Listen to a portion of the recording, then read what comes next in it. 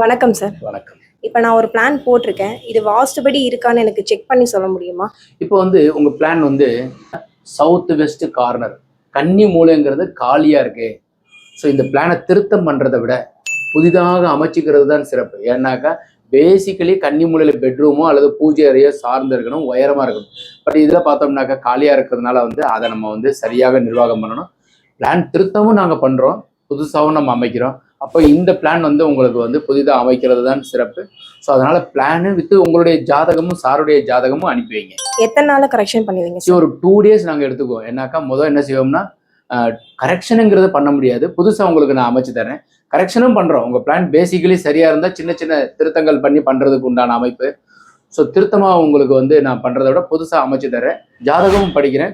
நல்ல குழி உங்கள் ஜாதகத்துக்கும் சாருடைய ஜாதகத்திற்கும் எந்த மனை வைத்தால் சிறப்புங்கிறதையும் படிச்சுட்டு நான் உங்களுக்கு சொல்கிறேன். அதற்குண்டான கோவிலும் சொல்கிறேன். அதுலேருந்து ஒரு 2 days உங்களுக்கு பிளான் தரேன். Okay sir. தேங்க்யூ. தேங்க்யூ.